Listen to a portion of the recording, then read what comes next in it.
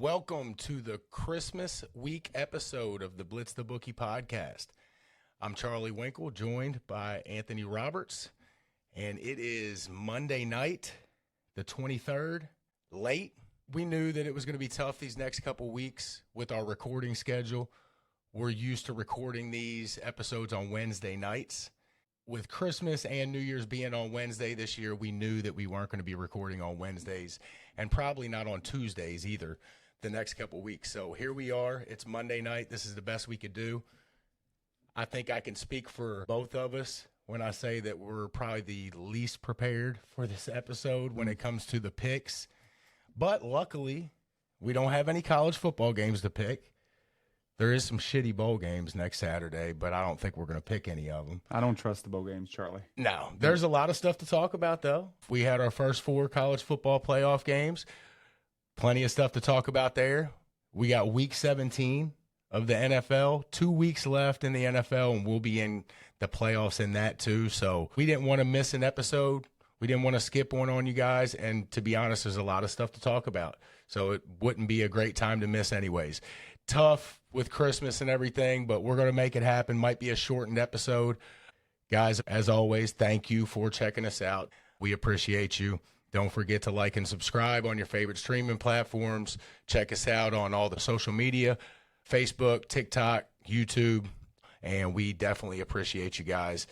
Anthony, Christmas week, what do you do on Christmas? What you got going on this week? Yeah, I always do stuff with my wife's family, and then we'll spend some time with my parents and really just get to spend time with friends and family, man. You know, that's what it's about.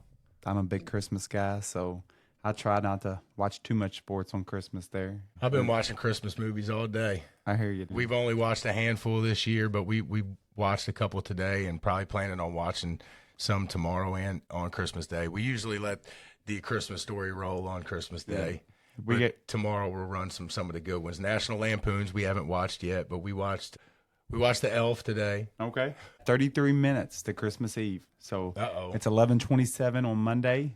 We're done recording this podcast. It will be Christmas Eve. Packers just finished whooping up on the Saints. Looks like 34-0. That was a lock. Yeah, I didn't even bet it. I was watching Elf. I didn't either. I try not to bet a lot of the games through the week. I like some sanity and not to be locked into gambling like all the time. So I try to bet on the bigger days. Well, we got 2 really good NFL games on Christmas Day. Yep. So I'll probably bet those. Yeah, probably so. Speaking of Christmas, though, I got good feedback on the toy bracket, Anthony. Everybody loved the toy bracket, but I will say the committee was getting some calls from some angry toys that didn't make it. I gotcha. Right off the top, I know we mentioned My Little Pony. Look, we're a sports podcast. We're guys. So we left My Little Pony out, but I got a bunch of messages from guys saying, how did we leave out Barbie? Maybe they got a couple Barbies when they were younger. They had their G.I. Joes and Barbies playing with each other, didn't they? That's right.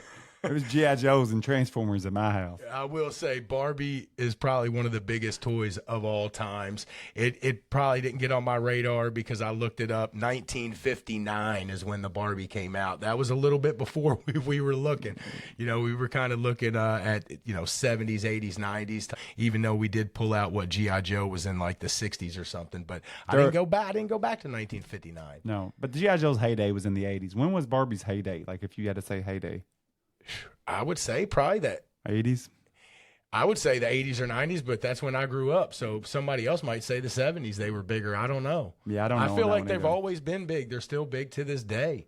If I had to guess, if we talked money-wise, Barbie might be up there. Yeah. With the money that they've made, they've been selling pretty heavy for, 60 years? Yeah. You know what toy I always like, Charlie? And it's not big enough to make our list, but I got a few over the years, and it wasn't never my major gift. But I used to love to get a new one because I'd always lose my one from the year before, or somebody would just leave it somewhere. But we were talking about the other day, the Nerf football with like the torpedo thing on it. The Vortex. Dude, I love that thing. Dude, you could throw that thing a mile. I remember when it first came out, it was the coolest shit ever. You could throw that thing a mile. They're still selling right now, too. Dude, the best toy. I need to get my son one. He don't even know about it. It turns a regular arm into a can. Oh, you can throw that thing far. You can launch it. Yeah, made you feel like a NFL quarterback with that thing. You thought you had an arm when you got done with that. I feel like there was a story back in the day of somebody, John Elway or something, throwing that thing like. Dude, he probably threw it a mile. Yeah, I don't even know how far it was. I But think I feel like there was, maybe it was a commercial, maybe it was a fake commercial. I feel like I could throw it like 75 yards as a 12-year-old boy. Yeah. You felt like you could throw that thing all the way across your neighborhood. That was a good one.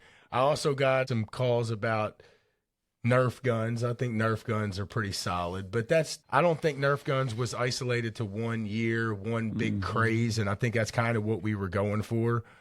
Etch-a-Sketch, that was in the 60s. The Easy Bake Oven. I did get messages about the Easy Bake Oven. Once again, this is a guy's show. I don't know many of the. If you were getting the Easy Bake Oven, Trav, he's on you. He's on you, Trav. Okay. Beanie Babies. All this is girl stuff, though. You're right. Teenage Mutant Ninja Turtles. What about them? We talked about them. Yeah, they just didn't make our list. They missed the cut. I'd say Barbie is the one that could say they deserved in. Look, we put in Furby. And Furby was huge. But Barbie would smash Furby, dude. It would. Barbie would kill Furby. Barbie. We put in Pogs, and Barbie didn't get in. But as a boy, Barbie's pissed. Let me ask you this. As a young man, a young boy, would you have some Pogs or a Barbie? You know you love the Pogs. What I would rather have, but the Pogs were hot, dude. The Pogs they're underrated. The Pogs were a hot selling item. I don't remember what year they said that was, but it was one of those that's on like almost every list. And they were a cheap toy, man. They were a toy for the poor kids. The kids that didn't have a lot of money, they could feel like they could compete with the richer kids. So. I thought Pogs was a perfect 12 seed. Yeah, I agree. Perfect 12 seed. Yeah, those were the ones that didn't make it. Sorry, maybe next year. Who knows? You know, Barbie, step up your game. I'm sure she's going to have Ken calling us. He's going to be pissed. I don't even think he says nothing, man. He just hangs out. I did. When I was looking up Barbie, I found out Barbie was 1959, and Ken came like 2 or 3 years later, like 61, 62 or something like that. But Ken relies on Barbie. You know, yeah, no Ken doubt. Definitely relies on Barbie. He's a little bitch boy, but... Yeah. I'm surprised Ken, like, if they came out in the early 60s and had, like, a wife beater or something, you know? Like, Ken, he was that pretty boy. A white T-shirt with some cigarettes rolled up in the sleeve. Yes, I'm surprised. You know that's who Barbie went out with anyway. She just brought Ken around the parents. Yeah, that's right. What about Christmas music? You like it? Yep, I like it all, Charlie. I'm bad, dude. I listen to it at work. I like Christmas music, too, man. My wife's a Scrooge. Yeah. She wants to turn it off. My kids like it. I love Christmas music. And I like the classics. I like the Frank Sinatra's. I mean, I feel like there's one song and somebody does it. Like Mariah Carey does a couple big songs. Yep. If you name the Christmas song, you Google it, there's usually the composer, whoever made it. Rocking Around the Christmas Tree. That's the one I like. Who's the big one that does that? I know Frank. I don't know. Frank Sinatra is a big one. He has a few, but he's a big Christmas artist. I know Mariah Carey had a few big Christmas ones. Who was another artist that did? Frank Sinatra, Mariah Carey. I don't know the artists. I just know the songs. I get it. Yeah. Rocking Around the Christmas Tree makes me think of Elvis. Elvis was a big Christmas guy, music guy. So. Every time I think of hear Rocking Around the Christmas Tree, I always think of the scene in Home Alone when he's setting everything up and acting like there's a party. He tore those guys up, didn't he? Yeah, he did. He had some booby traps, for sure. Macaulay Culkin. That was a good movie, man. That was a great movie. The first one and the second one. I've already taught my kids. They wanted to, I don't know, it was 2 or 3 years ago. They said, let's watch Home Alone 3. I said, no. Home Alone 3, Home Alone 4, however many there is, they don't exist. It's only 1 and 2. I like Once that. Macaulay Culkin was out of there, Home Alone was over. Kelly Clarkson was another big. Kelly Clarkson. She was a big Christmas. She had some Christmas hits. I like Christmas music. I'm not a hater. While we're on it, you want to get back into this toy bracket? Yep, let's rock and roll. Let's see what we got. All right. We got that 1-8 matchup. This would be Oregon as the 1 seed against Ohio State. Transformers. That's a tough. Nintendo against Transformers. As much as I love Transformers, this is a rout. Nintendo, bust that ass. I will say I do not think it's a rout. I definitely Nintendo's going to win. It's going to be hard to beat Nintendo, period. It's the toy of our generation. But Transformers was pretty damn big. It was a few years ahead of me. I was born 82. So I was more G.I. Joe, but Transformers was hot. I was 7 years old, probably in 89. Transformers was hot like 85, 86, 87. So I was just barely too young to remember. My brother always had them. Transformers was a huge toy. Still, they made the movies later. It's really, I hate that it's going up against Nintendo because I think it would beat a lot of the other ones. But going up against the Nintendo, the original, you're not going to beat it. Nintendo. Yep, I got Nintendo too. I think that's an easy one. I love Transformers, but you can't beat the first Nintendo. Tell me how bad once you figured out kind of what it was and you saw somebody else playing it, tell me how bad you wanted a Nintendo. I got it that first Christmas. Did you? I did. Yeah, I did. I don't remember when I was like 6 years old. I don't remember when I got mine, but I remember watching like, that's sorcery. Like, I want that. I remember I got it that Christmas, man. I did. I was lucky, and it was awesome. I only had the game that came with it, which was Mario Brothers and Duck Hunt. Right. And then my stepdad got me it was like an army game. I can't even remember what I said it last week. I think I can't even remember what it was called. But those two games alone, it didn't matter. Did you have how long before you had to start blowing in your things to make them work? Start blowing. Probably first day. First day, yeah. Probably first day. Like, what the hell is going on? Why is this thing not working? Dude. I think it was just nobody even told you to blow in the thing. You just figured it out. Like I said, it probably was the first day. I was probably like, why is this thing messing up? Did your Nintendo ever get to the point where it wouldn't hold the tape down? You had to put another tape in there to kind of hold it in place? No. Oh, yeah, that happened to a few of ours. The tape wouldn't hold down. It would hold down, but it'd barely go up, so it wouldn't work. So you would put another tape, kind of pinch it in there. Hold it down. It would hold it down. I hear you. Yeah. No, I never got to that point. Yeah. All right, 4 seed against the 5 seed. Good matchup here. The bike against Sega/Super Nintendo. The bike for me. Sega Super Nintendo was huge. It was the next generation of gaming systems, but the Nintendo had already been out.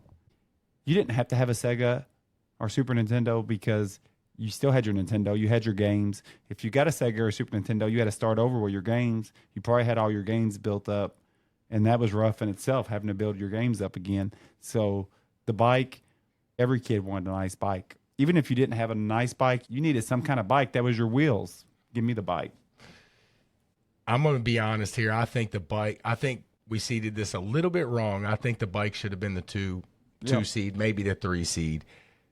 But look, it's just how it goes. The bike is up there with Nintendo. It's going to be a hell of a matchup.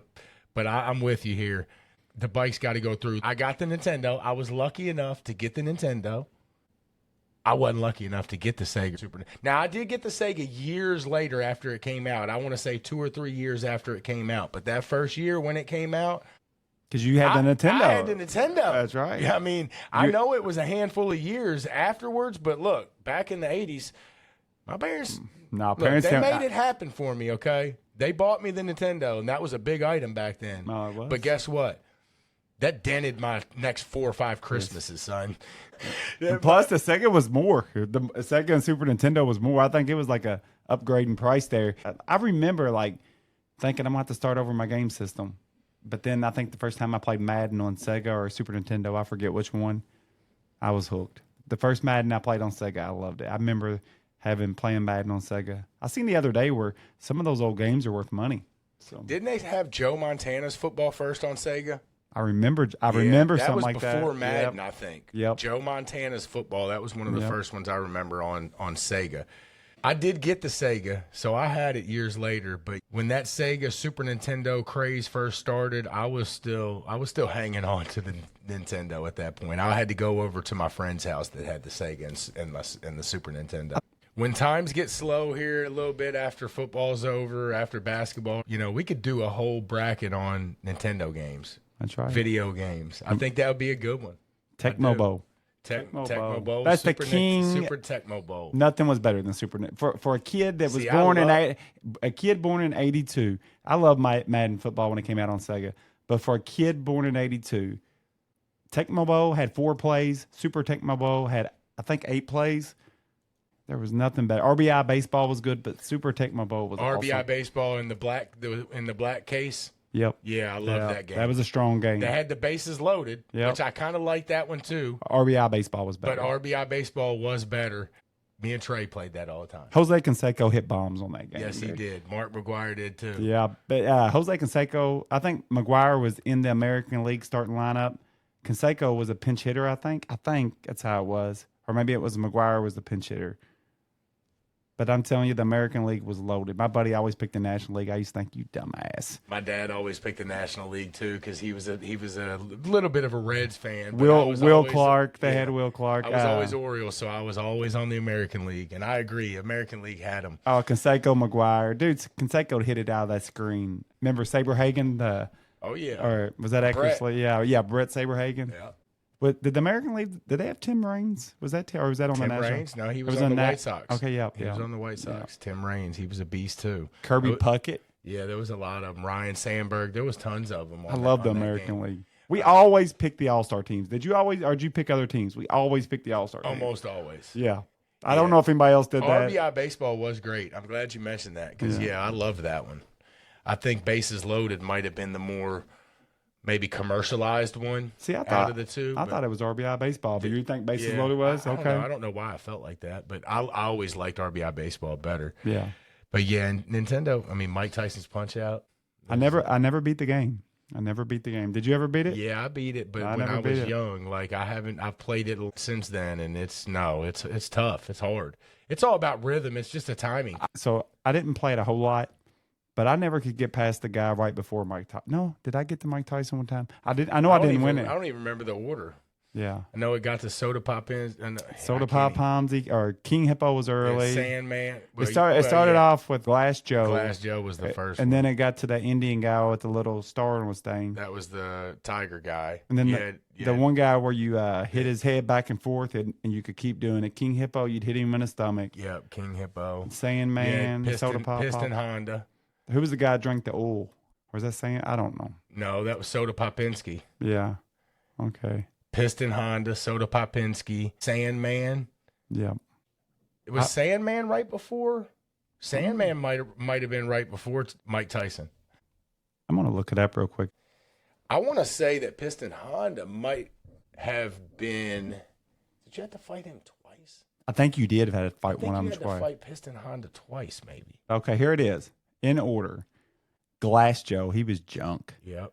Von Kaiser. We forgot Von Kaiser. He was the redheaded guy with the mustache. Yeah, he was pretty easy.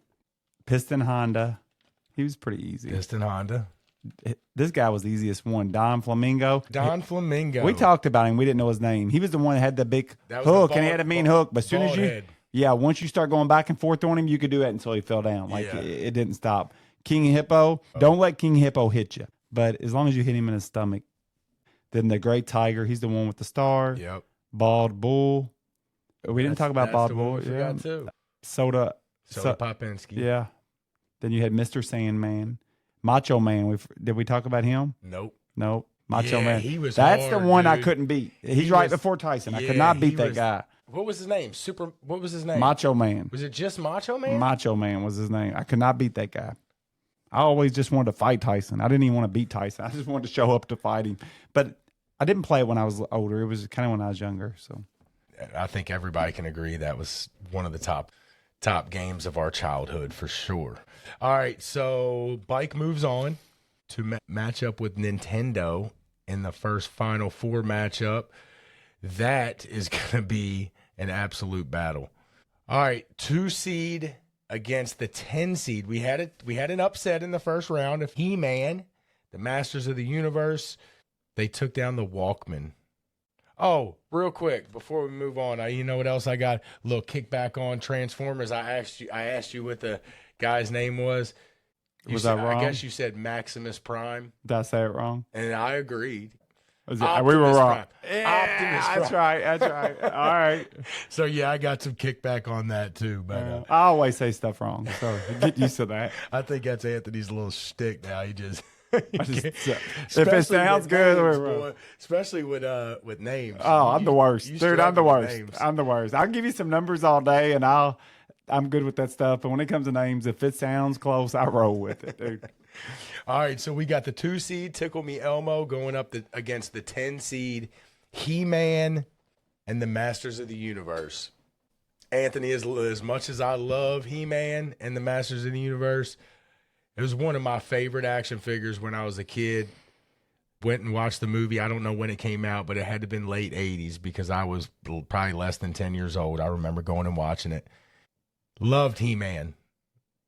But Tickle Me Elmo was the first real craze that I remember in my lifetime. 96, I was about 13 or 14. I remember seeing it on the news, seeing it on the TV. Now, I wasn't out in the middle of it, but I just remember seeing it on the news all the time.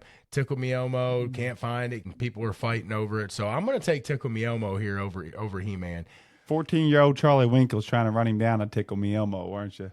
I'm trying to get one now. I had a buddy that, I think it was a Furbies. He'd get them somehow and sell them. He was making all kinds of money with that stuff. At the time, he's making like $100 a pop. I was like, dude, that guy's so smart. Where's he getting these Furbies or Tickle Me Elmos from? I don't know, but because there was a shortage. For me, Charlie, Tickle Me Elmo's cool, but I think you're underrating how popular, how big Masters of the Universe was, He-Man and She-Ra. I think it was just a pinch before our time. I think it was, we were born in 82. Maybe somebody was born in 79 or 80. Might have a little better appreciation for it. But I'm going to take He-Man and She-Ra with Masters of the Universe.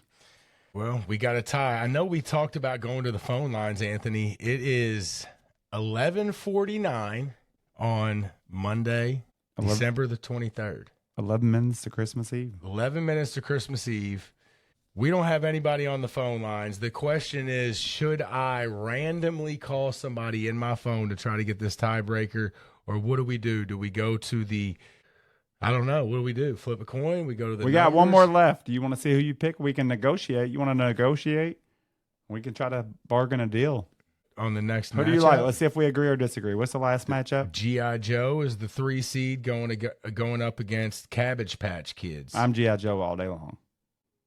Who do you like in that one? I mean, I love G.I. Joe, but I did say that Cabbage Patch Kids was that maybe the first ever real craze in the mall where people were fighting each other back in '83. Okay, you give me G.I. Joe, and then I'll give you the Tickle Me Elmo. You give me G.I. Joe, I'll give you Tickle Me Elmo. What do you think about that? All right, so G.I. Joe moves on and Tickle Me Elmo moves on. I think that's fair. Yep. I'm picking both of the girly ones anyways with Tickle Me Elmo and Cabbage Patch Kids, but I'm not going off of what I like. I'm going off of the hottest. I think that's a fair trade. Tickle Me Elmo moves on and G.I. Joe. All right, we got our Final Four. What do we want to do? We want to do this Final Four now, finish it all out? Do we want to come back next week and finish out our Final Four and our championship? We can we'll finish it off next week. What do you think? Yeah, let's take it one more week. That way we can get a caller if we need them. All right. Next week, we're going to come back with the Final Four, Nintendo, and the bike. Some things ain't fair, but guess what? Life's not fair.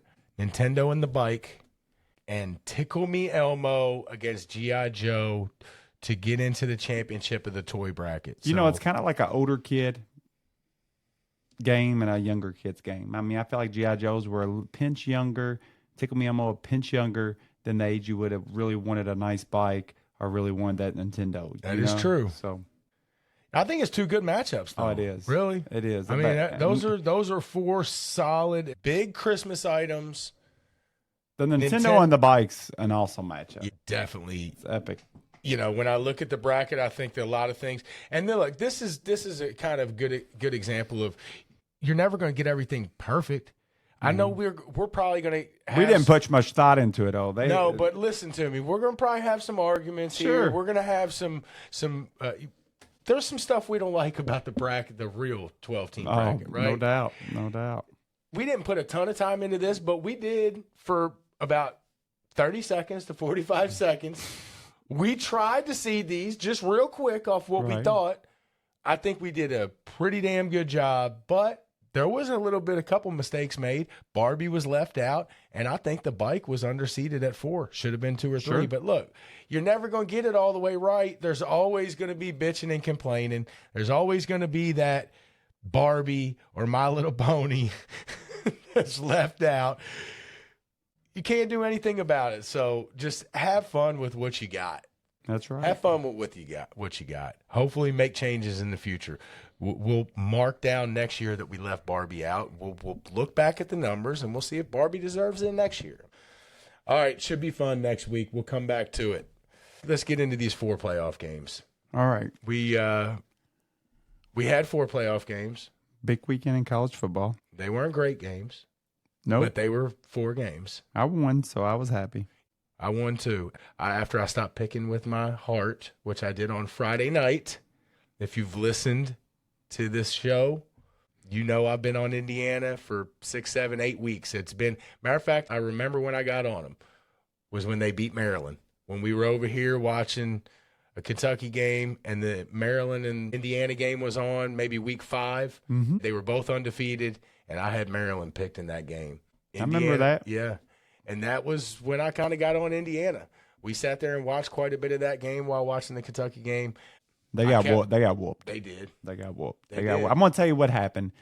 Rourke, Ohio State exposed him on it. Then Michigan came with kind of the same game plan, and Notre Dame did the same thing. I like the guy a lot. He could play quarterback for me. He's smart. He's a good quarterback. He don't like pressure. He don't like somebody getting after him. They were able to protect him and can, I guess, kind of hide that weakness. But he does not have a lot of scrambling ability. He don't like pressure. And really, Notre Dame looked pretty awesome, dude. Was that because they were playing Indiana? I don't know. But they looked, didn't you think they were hitting hard, moving good? I mean, their run game looked awesome, man. They really did. They did. I'm pretty sure I said last week, if Notre Dame made it and they were going to be, and they were favored against Georgia, that I'd bet it all on it. Notre Dame was impressive. They were. Maybe I just didn't watch enough of them this year. Or maybe that was just Indiana's defense made them look that good. And that's the challenge when you're picking these college football games. Well, Indiana had a really good defensive front, but I'm not sure if there's going to be many defensive fronts that can do a whole lot with what Notre Dame does running. They are powerful and up front, and that running back they got might be I guess he's not the best in the country, but he's good. Top, he's damn top good. 3. They got a 2-headed monster really too. They got a 2-headed monster. Yeah, Leonard runs the ball very effectively. Yeah, Love and good runner. Prince, they're both tough, man. They are good. They're going up against the Dogs, though, and the Dogs are good at stopping the run. It's going to be a great matchup. It really is. Georgia's good at stopping the run. They're good at running it. Georgia has a good defense. Where I give Notre Dame a little bit of edge is I trust Notre Dame's offense more than I just don't trust Georgia's offense right now. Georgia has the better coach by far. So it'll be an interesting game. Yeah, so I was picking with my heart on Friday night, and I learned about halfway through the game. Don't pick with your heart in these games. Don't think too much, especially in these first-round games that have these home field. I told myself, tomorrow on Saturday, I'm picking the home team. Maybe I'll lose, but I'm riding with the home teams, and it worked for me because Saturday they all rolled. Best crowd of the weekend, Notre Dame. Would you agree with that? Place was rock. Friday night. They were all rocking. They were. But, man, I felt like the roof was ready to come off. Yeah, Notre Dame was. I feel like Indiana was a little scared. I might have been a little scared, dude. It was a rowdy environment. It really was. The Friday night was cool. That was cool. They paid an arm and a leg for them tickets. They better been in there being rowdy. Son, if I'm paying $600-700 for tickets for each person, I'm going to be rowdy. I'm going to be drunk. I hear you. So, yeah, that one didn't work out for me. You was on Notre Dame, though, right? Yep. I went 4-0. The only one that I did not pick Ohio State on our podcast picks. I picked Tennessee. But, I know we had them in the Blitz the Bookie parlay. I know. But and we both ended up betting Ohio State. Yep. I did. Yeah. I bet Ohio State. We watched the too. game together. We had Ohio State. It just came down to me. I thought Ohio State was just a better team, man. I just did. I liked some angles with Tennessee, but at the very end, I thought Ohio State from the get-go had the most talent in the country. I'm kind of with them in Texas right now. But after watching Ohio State, it's hard not to like Ohio State right now, guys. It is. They got the best team on paper. That don't mean they're going to show up, but they got the best team on paper. They just do. Complete offense, complete defense. They got weapons everywhere. They're going to get their rematch with Oregon, so it's awesome. But that was the first game, Notre Dame and IU. And then the second game. But you know what's crazy? What's that? Score-wise, that was the closest one. Yeah, but they got a couple of junk points at the end. That game wasn't as close as 10 points, but I'm saying it was a 10-point game, and that was the closest one of the no weekend. doubt. So what I would say as we get into this, let's go over the games first. Let's jump over to the next game. And it was my lock. This was Charlie's my lock, and I will give Charlie credit. I liked Penn State. I think I was going to pick Penn State, but there was something in the back of my mind that kept telling me, That's a lot of points, Anthony. SMU is a good ball club. And I talked to Charlie, and I was feeling like I was going to pick Penn State, but I was like kind of looking for a reason to pick SMU. And then I talked to Charlie, and he said he really liked Penn State. And so it put me over the top. So I'm glad he did because they rode. That game was closer than what the score said, but SMU couldn't get out of their own way. They threw 2 pick sixes. If you just watch the product on the field, SMU actually kind of played with Penn State. But the scoreboard, 38-10, 2 pick sixes. The guy threw 3 interceptions. I think they fumbled it twice. They couldn't get out of their own way. The opening drive of the game, it was very impressive by SMU. They go down. They go for it on 4th down. He rolls out. He can run for a first down easy. But a guy was wide open in the zone. He throws it to him. It's a little bit behind him, but the guy should have caught it. They didn't get nothing out of it. And he could have walked for a first down. I don't know if that was the right or wrong play. He probably still should have threw it. He was open, wide open. I don't know. But anyhow, that was the beginning of the end for SMU right I there. know you said you didn't see Tua's interceptions last week. Yeah. The 3 bad ones. You said you didn't see them. Right. You saw the ones from SMU, right? Right. You seen how bad they were? Yeah. That's what Tua's look like. Right, 2 guys. Just that's what it was. Almost exactly the same. Those interceptions that SMU's quarterback were throwing was just terrible. I'm going to tell you what it was. He's just not seen a defense like this. You know, people want to compare this or that, or, you know, oh, their offense is producing. It produces when they haven't seen pressure like that, when they ain't seen coverage like that, when they ain't been hit like that. When you're a quarterback, you can put up all these numbers, run around and throw until you have tight coverage everywhere. You're getting pressure in your face. There's not enough time. He hasn't seen that. And just he looked like a deer in headlights. They were overmatched. They were. They were overmatched. Well, the eye test, I mean, honestly, the eye test, Penn State didn't outgain them by much. The eye test, it was but 2 pick sixes, I think 2 fumbles in enemy territory. I mean, that's huge. Two pick sixes is huge. They were huge. I just think they were completely overmatched. Even if he doesn't throw those picks, the numbers don't always tell the story. I agree with that. They were overmatched. I actually thought early in the game, first quarter, I thought I was in trouble. Sloppy. I'll be honest with you. The first drive SMU made, I'd bet Penn State. I thought I was in trouble having to cover 9 points like they were going to score a touchdown. Sloppy football going on both sides there for a minute. SMU's defense was a little bit better than I thought for a minute, but then their offense put them in a lot of bad positions. Penn State is very similar to Notre Dame, if you ask me. Powerful up front and in the trenches, run the ball well, got a quarterback that's, I know they're not the same because Riley Leonard runs a lot more than Allard. But I think those teams are very similar. I think Drew Aller's underrated. I think that guy's pretty good. I kind of like him. I don't know how good he. I don't know if he's going to be a top prospect, but I like him as a college quarterback. I do too. I feel like Notre Dame and Penn State are similar, just power football teams. SMU wanted no part of that. I feel like Georgia's a little like not quite as similar as those two are, but I think all 3 of those teams are kind of similar. Defensive teams, good defensive fronts, like to run the ball, like to play ball control football. That's all the teams at the bottom. And even Boise, they're a running team up top. You got Oregon, you got Ohio State, you got Texas, you got all the high-flying teams up top. Well, that game was – what time did that game start, 12? Yeah, it was first game on Saturday. By about 1:15, everybody was just waiting for Clemson and Texas to come on. They were. And then the playoff committee – was sitting there licking their wounds. The playoff committee at that point was hoping Clemson, please show us something in this game. And Texas came out on fire and looked like it was ready to be a big-time ass whooping. I give Clemson some credit. They hung with them. They came back. They fought. They hung in there.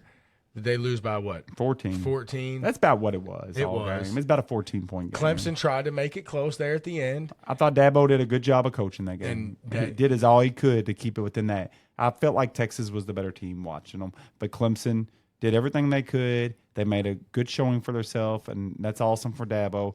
But just like I said on this show, SMU didn't belong. Indiana didn't belong. Clemson didn't belong. They didn't. They just didn't belong. You cannot compare wins and losses. You just can't compare wins and losses. You don't do that when you're analyzing games, when you're handing it. You look at it, you give it the eye test, and you say, who's better?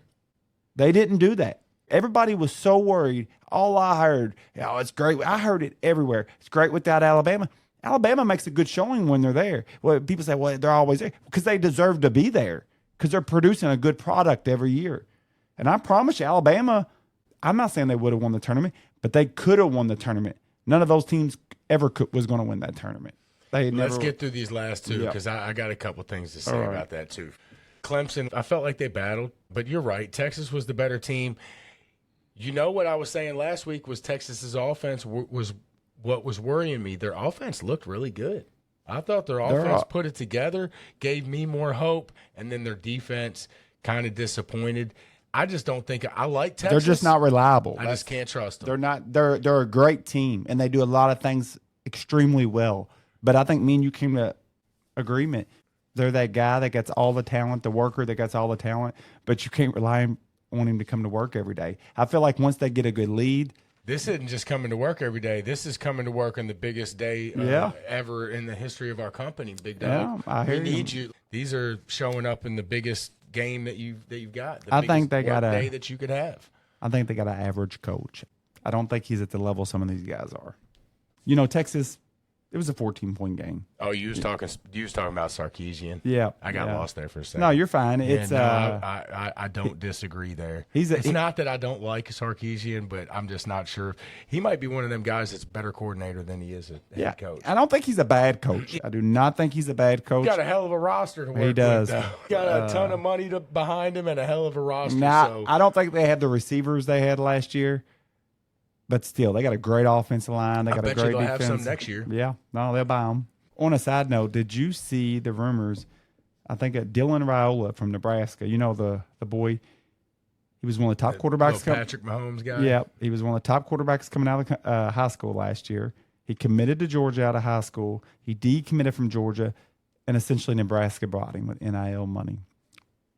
Played in Nebraska this year. He had some ups and downs, but had a good year for a freshman. Nebraska didn't have much to go with him. Supposedly, he has $12 to $13 million offers on the table. So you're probably looking at Ohio State, Oregon, Georgia. I don't think Georgia might pay him that much, but I don't know if Georgia's got that kind of money. Probably Ohio State, Oregon, maybe Notre Dame. $12 to $13 million offer to play football for him next year. I don't know if the NFL can compete with that. It's crazy. It is. And the transfer portal, for anybody that's paying attention to it out there, it's getting pretty wild already. We'll talk about that in a later show. I've seen Kentucky's got pretty good. Starting over. Yeah. Starting over. I mean, that's the great thing about this day and age of the portal. You've seen it with Indiana. You've seen it with SMU. You can change your fortunes in 1 year. You fire all your bad contracts, because that's what they are now. They're contracts, and you start over, and that's what Kentucky's doing. All the guys they were paying the big money to, got rid of them, starting over. So I've heard they're doing pretty good so far. No, they are. So they got some, and they're spending their money on offensive linemen, running game. They got a big defensive tackle that Georgia and Oregon was after out of Wyoming. They said he was a kid that just kind of was an underrated guy and really blew up at Wyoming, and we got him over Georgia and Oregon. So that's pretty cool. Last game there, and that was Saturday night. It was Tennessee and Ohio State. I picked Tennessee on the podcast. All the other ones I had the winners on the podcast, but I picked Tennessee on the podcast. Oh, and I will give Anthony some credit on the Texas game, since he did the same for me on the Penn State. I was the same way last week on the show. I picked Clemson. Now, look, I hadn't done much research. Like I said, we do these shows on Wednesdays. I don't do a ton of research, but I did pick Clemson. But I was all over Texas come Saturday. I was all over Texas. Yeah. And I think that was your lock. Yeah, it was. That was your lock of the day. So, we did all right with our locks of the day. No, we did. And really, the easiest game of the day probably ended up being we didn't even barely have to pay attention to this. People could say Penn State, but Ohio State put a shellacking on Tennessee. I'll put it this way. Tennessee got they got a lucky interception in the end zone against Ohio State, and they were able to get within 11 at halftime. And I needed Ohio State pretty bad to finish out some parlays and stuff. But they were up by 11 at halftime. And the spread was 7.5. I wasn't even scared. That game was over in the second quarter. You can talk the eye test. They couldn't stay with those receivers. You've seen it. They just could not keep up with them. So Ohio State, if you're going to beat them, I think they tried to run the ball a lot this year. And I do think they might try to run it against Oregon too, because Oregon can be ran on. But I don't think you're going to see Ohio State being conservative no more. I think if they're having trouble doing anything, they're going to go after and they're going to feed Jeremiah Smith and the other boy. I see they're early 2.5-point favorites in that game. They're moving up. They start off at 1.5. I seen them at 2, and now you're seeing them at 2.5. So money's going that way. But I will say this: Oregon's almost getting disrespected a little bit. Oregon's still a quality ball club. I think maybe they have the second best coach in the country in Dan Lanning. So there you go. It's definitely some disrespect. There's no doubt. They're the only undefeated team, and they're going to be an underdog. That's disrespect. If I was Dan Lanning, I would want that. Absolutely. I would take that all day. Absolutely. He's probably loving that. No doubt. They've had a couple weeks to prepare that, now I think that could go one way or the other. Mm-hmm. We've seen it go good for teams with taking a break, and we've also seen teams flatten out in that little bit of break. So that's going to be an awesome game. I'm flat out going to tell you the Notre Dame Georgia game is going to be an awesome game. The Ohio State Oregon game is going to be an awesome game. Ohio State wants revenge bad. Dan Lanning wants to prove to everybody that they are who they are. People might even argue Ohio State, Oregon might be the best two teams. I'm not saying I'm arguing that, but some people might argue that, and it might be true. So you could have maybe the two best teams in the game. I'm not saying that, but I think the argument could be made on that.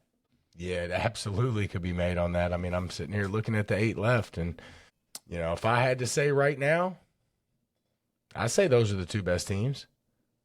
That's who I'd say right now. I would go a little different, but I don't think it's far off. I told you, I think it's Ohio State, Texas, but I'm scared of Notre Dame, and I'm scared of Oregon. Yeah, Oregon is definitely getting disrespected.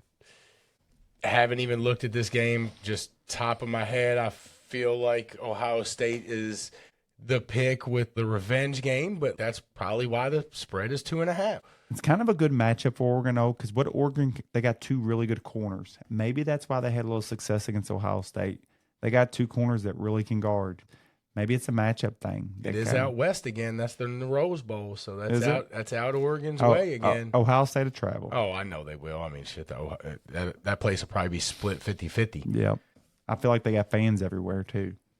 Almost like Kentucky basketball, Charlie. Yeah, you're right. They are. No, they are. It is. They're one of those. I would argue that they probably travel better.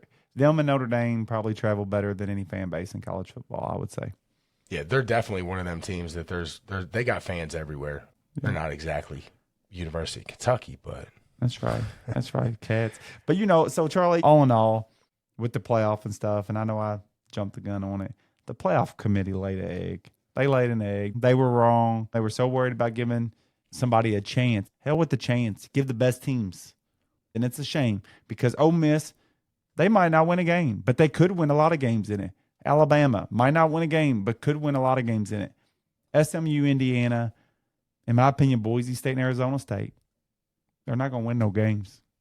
And I mean, I know you like Arizona State, Char. Right now, before I haven't researched anything, but I know what you know. I do. I've been on them, but I learned my lesson last Friday with betting with my heart. So I will dig into that game, and I will not bet that with my heart.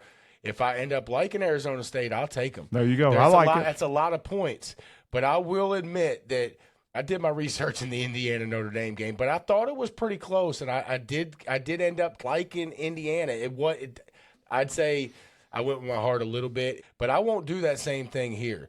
I've been on Arizona State, but look, let's not get it twisted. They might get their heads rolled here. So they could win too. They could win. But I'll tell you, there's some people that really like Arizona State. I don't fully trust Texas. So 14 points, I'm gonna definitely look into it. Just right now, yeah, I am. I'm definitely leaning right now, taking Arizona State and the points. What do you think the playoff committee's saying? Right? You think they're feeling like idiots right now? You think they owe everybody an explanation or no? I mean, come on. I think that, listen, I would never say that nobody owes nobody an explanation for something like that.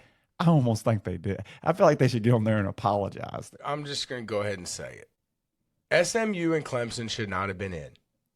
And as much as I liked Indiana, there's an argument to be made that Indiana maybe shouldn't have been in. Yeah, there was. And I heard. And I'm not saying they should or shouldn't have. I'm not, just because they lost the game, I'm not saying they shouldn't have been in. Why do you think they didn't come up? I'm stepping back away from it and trying to step out of just being a football fan or whatever and really looking at it, there is an argument to be made that Indiana could have been left out. You know, I heard that argument afterwards, just like you, Charlie. And for some reason, a lot of people, we really didn't put them in that conversation.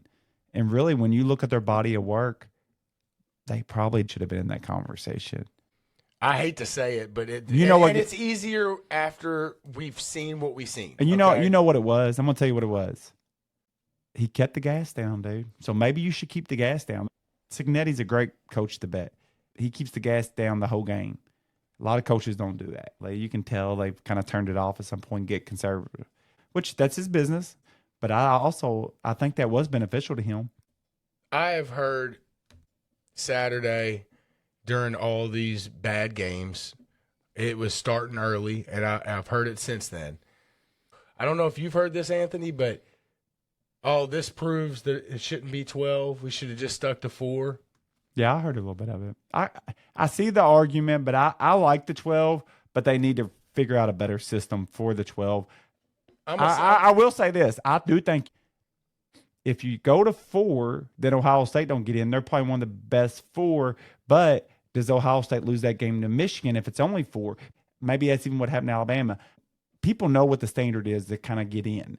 And so do they play more desperately because they know they can't lose? I don't know. And I don't know if anybody can answer that. But I do think everything changes based on who's in, who's out. I like the 12. They just need to fix the format of it, and they need to value strength of schedule more. That's it. Just like in our toy bracket, you're never going to get everything right. But the argument that it should only be 4, I think, is absolutely ludicrous. Do you know what I think the college football wanted? They wanted Cinderella to come out of that. And maybe that happens one day. Maybe I don't think it happens. I don't think it happens. I don't think it happens in college football. In basketball, no, it may be a game, but maybe win a game. Not to win it all, just to win a game or two. I think it's hard. I'm not saying it can't happen, but basketball's different. Basketball, there's shooting involved. Teams can get hot. Teams get cold. Football, man, a focused team. It's man on man. I'm not saying it can't happen, but I don't think Cinderella belongs. Keep her ass at home. Cinderella could be a Indiana, though. Yeah, but or a Kentucky. Yeah, because essentially in this, it doesn't have to be a Boise State. So in this, you got a top 12 team. Essentially, Cinderella in college basketball is a top 50 team or a top maybe Let's a top 80. Let's just be real. They need to get the best teams in. Yeah. Now look, 5 years down the road, we might come to the conclusion that on most years there's only 4 or 5 teams that can win it all. That might be true. Yeah. But I don't think that should limit the teams that we give a chance. Okay? How many college basketball teams on average can actually win the tournament each year? Maybe 8. So should it just be an 8-team tournament? No. Exactly. No. That's my point right there. Just because there's only 8 basketball teams that could probably win it all, shouldn't be an 8-team tournament. Yeah. That's stupid. And listen, I love March Madness, best tournament. Just get the teams right. But the argument can be made that there's a lot more luck in the basketball tournament than, do you want the best team or do you want the most entertaining setup? Because in March Madness, I think there's a lot of luck that plays into that. And, the old playoff format with 4, the best team probably wins it more often. Yeah, but how many Cinderellas win the national championship in basketball? None, but they can put the team that maybe should have won it out of it if they get hot one game. And that's how it goes. Yep. Well, I mean, the college football is one game. It's not a 3-game series. It's one game. So yeah, Texas can get beat by Arizona State. Sure, but them are all top 12 teams. Cinderella is, to win a college football playoff, you got to win 3 to 4 games. You got to win, six games in college basketball. And basketball is just different. You can get hot, you can get cold. Kentucky ran on that boy, hit 14 threes last year. There's not that equalizer in college football, a guy that's just fading away, hitting threes. There's just not that same equalizer in college football. I just think they need to get whatever the way. I don't know if there ever is going to be a way because, like I said, you can't please everybody. But they got to do a better job of getting the 12 teams in. Stop trying to please. Don't need to please nobody. I can admit when I'm wrong. Okay, 2 or 3 episodes ago, I said that I believe that the conference champions should get in. Did I not say that? Didn't I say that I think you was said that. behind conference champions you did, getting yeah. in? Yep. No, I pulled back on that. I don't think I was wrong. I don't think that that's how it should be. Clemson shouldn't have been in. Put the 12 best teams in there. So if you're asking me, just get rid of these conference championships. Get rid of them. Why are you giving certain teams an extra game anyways? Just cut the conference championships off into the top 12. Don't promise anybody just because they're from a conference. I don't care if all 12 teams are from the Big Ten. Yep. If those are the 10, either. 12 best teams, How awesome would it be? I like the SEC, but I'm not no SEC homer. If the 12 best teams are in the Big Ten, put them all in. I don't care. I just want to see the best teams play. How awesome. We'll still have an argument about the 13th or 14th, but just try to get it as right as you can. If you want to do something, maybe you do the 10 best teams. 2 playing games or something? Yeah, and 2 playing games or something like that. But you know, how awesome would this tournament be if there was an Alabama, Ole Miss, South Carolina? How much better would these games have been? You know, instead of Penn State playing SMU, they's playing Alabama. Instead of well, Alabama did get rolled by Oklahoma, so they could have got rolled come by on, Penn dude, State. everybody, dude, and they saying, also though, rolled a I'm lot just of saying. people, and they also But rolled a I lot know of they people. did, but let's not pretend that they couldn't. They didn't get rolled. They had They gave up 1 offensive touchdown. They gave up two defensive touchdowns, and they took a touchdown away. I'm tired of hearing the Oklahoma argument. Oklahoma is filled with 4- and 5-star talent. That's all I heard. And then these teams come in here and get the shit smacked out of them. I agree. Alabama wouldn't have got the shit smacked out of them. They might have smacked some ass. They might have smacked. You hope That not. defense. Alabama's playing good at the end of the year. The Oklahoma game, that's the one everybody wants to point to. Well, I'll point to Indiana's Mickey Mouse ass schedule. SMU's Mickey Mouse. God, don't get me started. Don't get me started, dude. I mean, come on, dude. We're giving people credit for beating horrible teams. Just try. They got to do something to get it right. Stop promising conference champions. That's one way to get rid of some of these teams, because let's just all be real.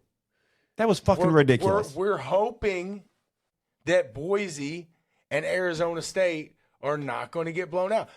I say we. The selection committee, I guarantee you they are crossing their fingers and saying their prayers and hoping that Boise and Arizona State do not get run out of the building. 14 and 12-point underdogs. Yep, and we talked about that a couple weeks ago, that was going to happen. Yep. Penn State's minus 11 against a, 4th ranked And I love Boise State. And I'll put the cat out of with the a bag. bye. I love Penn State. And then we got Texas playing Arizona State, who's Love Texas. Boise is the 3 seed, plus 11. Arizona State's the 4 seed, plus 14. But we knew this before. Call us homers if you want. It's not right. There's arguments for and against Alabama. I can almost argue either side of that, because I'll sit here and argue with Anthony because I like messing with him about the Alabama thing. But guess what? On my little group text on Saturday, my Louisville buddy, he's talking mad shit, and I'm going at him about the Alabama thing. He's arguing the Oklahoma game, which is really the only thing they got. I mean, and they lost. What about the 5 great wins they got? Nobody else has great wins. They have Mickey Mouse ass wins. Are we not counting the wins are we not counting the win against Georgia for nothing? Are we not counting where they blanked LSU? Nobody blanks LSU. Are we not counting beating Missouri 34-0? There was a couple more big ones in there. I forget who they were, but are we not counting those? Are we just counting losses? Is that all we're doing? People can say what they want about the Oklahoma game. They gave up 1 offensive touchdown. They beat themselves. It ain't like somebody just took it to them and fucking dominated them. They gave up 1 offensive touchdown. They had a touchdown taken off the board. Oklahoma's filled with 4- and 5-star talent, a good coach. It was on the road in front of 90,000 fans. I'm not making excuses. I'm just saying, yes, they lost that game, but then the other 2 games that they lost were super close games. They could have easily have won both of those games. And then they have some wins that I think are some of the best wins of the season by anybody. Being able to blank LSU. LSU might be whatever, but their offense is really good. At home, for them to they blanked Missouri. The first half against Georgia, they looked like they were on another level than Georgia. I think Anthony's a secret Alabama fan. No, but they were good. They were good. They had a few losses. I mean, look at let's take somebody in the NFL right now. You know, people lose when you have tough schedules. Philly loses, the Bills lose. People lose because all the NFL schedules are tough because they play good teams. Pittsburgh right here. Yeah. So, I mean, the Chiefs don't lose much. So. Yeah. They just got, I don't know. I don't know what it is. I don't know what the answer is. Don't know if there even is an answer. And I'm just a nobody, but my first step would be getting rid of the conference championship games, just getting rid of those and not guaranteeing any bids, really. I mean, let's just figure out. I don't know how you rank them, though. Whatever it is, there's always going to be arguments, but we got to figure out a way to not have, especially not have 11 and 14-point underdogs as the bye teams in the second round. So that's an issue in itself. Remember, we knew it was going to happen. Remember, we talked about that about 5 or 6 weeks for the playoff. I'd heard it mentioned somewhere, and I got looking at it myself, and I told Charlie the best seeds are the 5 and 6. They are, and I know that sounds stupid. And we even argued a little bit, and I thought, well, he's kind of right, having the bye. But then when we really got looking at it again once it was out, no, it was. The 5 and 6 seed was the best seed. That's crazy to say, but it just was. It always was going to be. Besides that, guys. You can believe Oregon would not have been mad with the 5 or the 6. Guys, happy Christmas Eve. That's what it's been 29 minutes. Christmas Eve, Christmas 12:30. Eve. That's it. Santa will be coming tonight. Santa Claus is coming to town. If you got the little ones, it's a good time for them, man. So. All right, so what do you think about these spreads? First game, Friday night. I like both. New Year's Eve, Penn State, Boise State. Penn State's minus 11. First reaction, who you got? You said Penn State. You love Penn State. Yeah. I do too. Then we got the next day, New Year's Day, first game, 1 o'clock, Texas. First thing, Penn State and Boise, where are they playing? Don't know. I know Texas and Arizona State are in Atlanta. Ohio State and Oregon is in the Rose Bowl. Where is the Penn State and Boise game? Penn State and Boise is going to be... One of them is probably the Sugar Bowl. The Fiesta Bowl. Out in Arizona, right, so I think. That's Penn State and Boise? Yep. That's out in Arizona. Texas, Arizona State, where's that? So that one's in Atlanta. Mm-hmm. You leaning Texas right now? I don't think Arizona State's seen nothing like that. It ain't that I don't think I think Arizona's a good ball club. I just don't think they've seen nothing like they're going to. And it ain't just Texas; it's anybody of that caliber. Texas ain't seen Scatty Bow yet. That's right. Scatty Bow ain't seen Texas either. I'm leaning Arizona State as of right now. It is a lot of points. It is a lot of points. 5 o'clock, Ohio State, Oregon. Ohio State's minus 2.5. What you leaning? I've been waiting for this game all year. I'm scared of Oregon, but I thought Ohio State outplayed them the first. I thought they caught a couple bad breaks. They were on a really tough road environment. I think Ohio State's been the best team all year. I do think Oregon's a decent matchup for Ohio State because they got the corners that can guard. But I'm going Ohio State. I'm leaning Ohio State too. It's going to be hard for me to pick against Ohio State. Yep, I'm leaning Ohio State on that one too.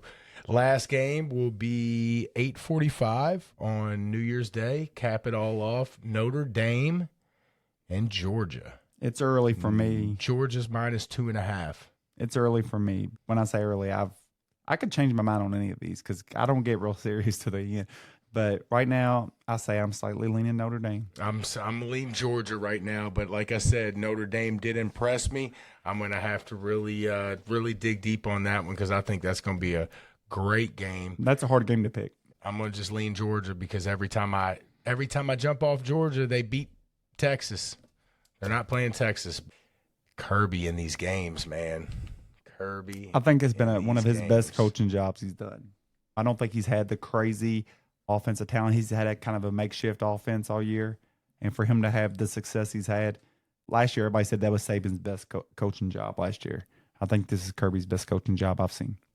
Real quick, did you hear Mike Vick? Nope. Mike Vick got hired as the head coach of Norfolk State. I do not think he'll have the same success Deion did. And I don't even know. Is Norfolk State even D1? I don't even know if it might be like was Jacksonville State D1 where Deion started? Was it a historically black college? Norfolk is. Look up Norfolk State. Maybe that is D1. I'm thinking it's not though. I don't think that's D1. But I don't think Jacksonville State was D1. It's Division One. Norfolk State is? No, it's Norfolk NCAA Division One championship subdivision. What's that? Okay, so yeah, I'm sure it's probably something similar to Jacksonville State. Jacksonville State wasn't D1, were they? I'm not sure what division that is. Listen, it's nothing against Vic. Vic was a good player. He probably a decent guy. But for Dion, the reason I think Dion worked, Dion's like one of the greatest of all time. Vic's good, but he ain't one of the greatest of all time. And Dion always had that charisma about him. I just don't see the same charisma with Vic. And there's nothing to matter. You don't have to have charisma to be a good guy. Might But be better. yeah, but Might be a better coach. yeah, but Dion, he always was going to be able to sell, man. And then he had the It'll only take you so far, though. It will, and he had the perfect timing of getting his son and Travis Hunter at the same time. I really have questions with them playing in that conference and with having Shador and Travis, with Travis playing offense and defense, having Shador, arguably the two best players in the country. How did they not win their conference or at least be in the championship game? So it's no knock on Dion, but you had some high-level players to be playing against the level of competition you were playing against. Well, good luck to Mike. Good luck to Michael Vick. That's right. I like Mike, actually. Yeah, I do, You know, he got the dog fighting, but you know what? He did his time. That's right. He did And you his know time. what? It don't even, like, I'm a dog lover. You But do the crime, do the time. That's right. He did his time, and he's well past that, man. it is, He's and well he past grew that. up around that. That was part of his culture. He just was. And I'm not making no excuses for him. I'm just saying I've made mistakes myself. So speaking of Dion and the boys, Saturday, there is a ton of the bowl games, Anthony. I don't trust him. Yeah, I don't know, and I don't know nothing about them. Dude, I bet So there's only two. I just kind of scrolled through them here on Saturday, and there's two that kind of stand out. They only stand out because they got numbers next to their names, and one of them is BYU against Colorado. not betting them. Not betting I'm them. sure them guys ain't playing, right?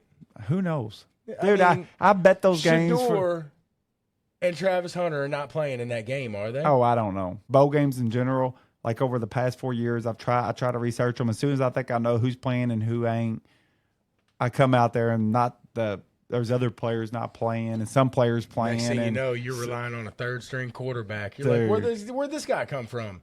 That's why I didn't want the playoff for a long time, but that's why I wanted it because the bowl games were getting killed. So that's why I decided I wanted the 12-team playoff because the bowl games had become a joke. I'd be interested to see if Shador and them are playing. If Shador and Travis Hunter are playing, I'd probably tune into this game. I think he will be because I heard Dion make a comment that we will finish the season. They signed up to finish like we will. So I think they're playing BYU. That could be a decent game. I bet you Colorado, BYU's guys, I bet you they'll finish the season. Not unless they got a big transfer. They're favored by 4.5, so maybe they are playing. How stupid is this? And I've heard this talked about a few times this week. To open the transfer portal right now in the midst of bowl games in the playoff. But you'd have to keep it closed for another month. I'm just saying, how stupid is that? Man? You're killing these teams, dude. You are killing them. I think you'd be killing a lot of the teams that aren't still playing if you didn't let them do it during this time. Why not just wait and let them all do it at the end of the season? You could argue that these teams that are still playing need it less. Yeah, but that don't matter. I'm just saying, though. I'm saying the team. Imagine being a 1-8 team, or a 1-10 or a 1-11 team. You need to do all you can do right now. You'd have to sit with your, sit on your hands for a month and a half. Right, but there's a better way to do that. But they're killing the bowls. I mean, we're getting killed. Now they're really getting killed. The only other bowl game on Saturday that sticks out is Iowa State at Miami. I'm sure your boy's not playing either. He's going to the pros, right? There's no way. Who knows who's playing? Yeah, who gives a shit about these games? Why am I even looking at it? Dude, I'm not betting them.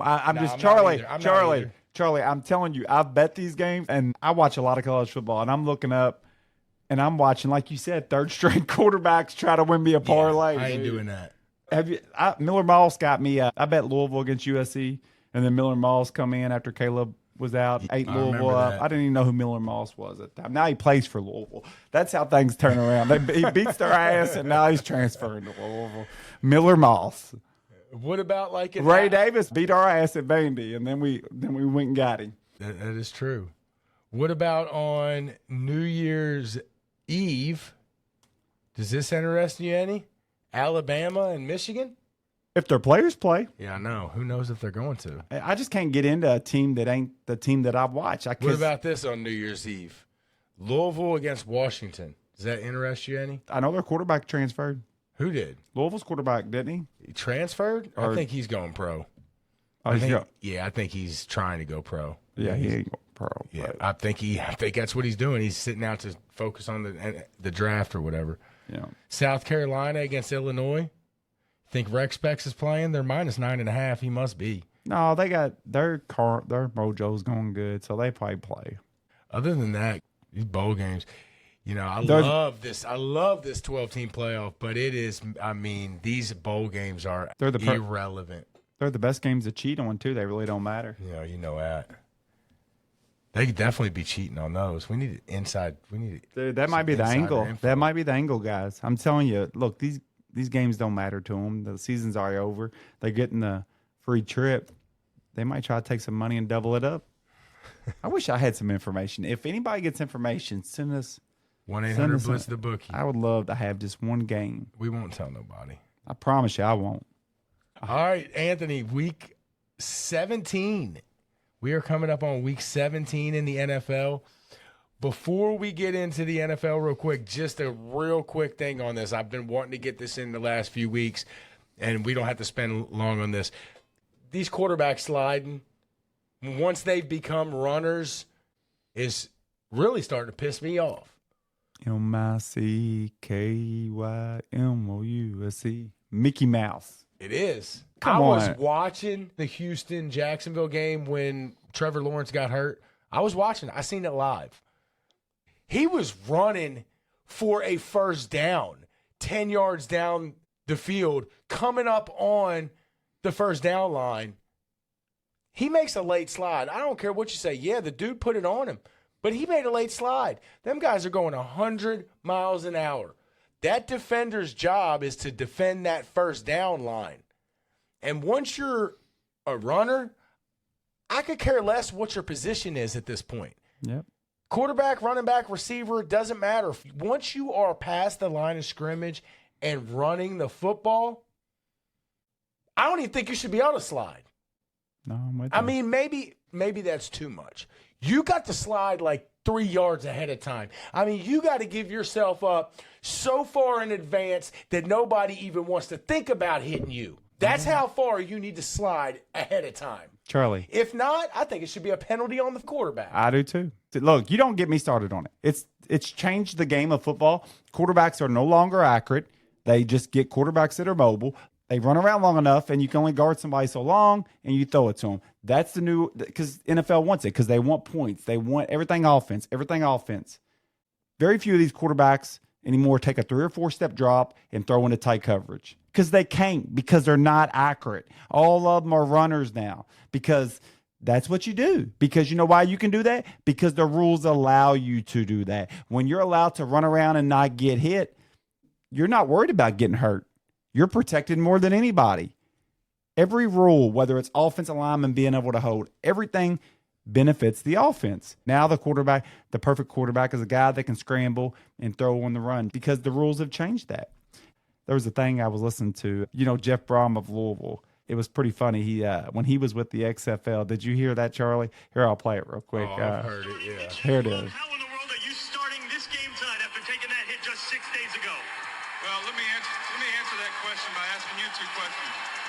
One, is this or is this not the XFL? Yes, it is. 2, do I or do I not currently have a pulse? Yes, I do. Let's play football. He's wild. But it's a different era of football. And people might say to me, well, things change.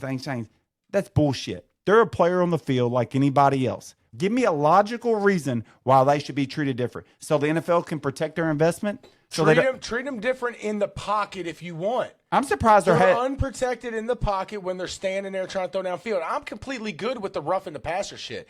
But when you're running the ball past the line of scrimmage, I don't even care if you're coming up on the first down line or the goal line. It doesn't even matter. If you're past the line of scrimmage, you are fair game. I'm surprised the wide receiver ain't tried a lawsuit saying you protect the quarterback more than you protect me. That's how the world we live in, where everybody does lawsuits. I think there's a logical argument there. No, they're protected too.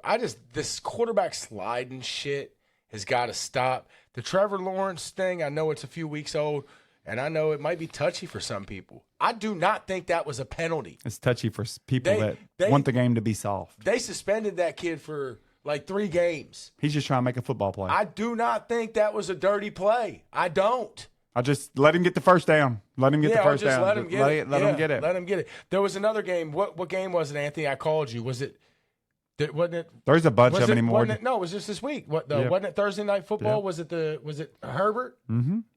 I think Herbert had the same exact thing happen. And there's been a few of them do the fake slides and end up getting touchdowns out of them.